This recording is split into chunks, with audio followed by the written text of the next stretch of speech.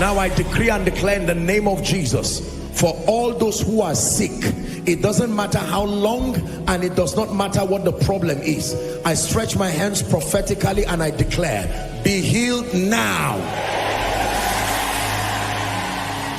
Let the life of God surge into your body now, in the name of Jesus Christ.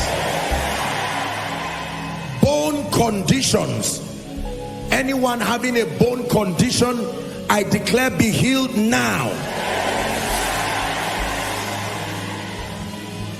Anyone lying down on the sick bed, I forbid you from dying in the name of Jesus.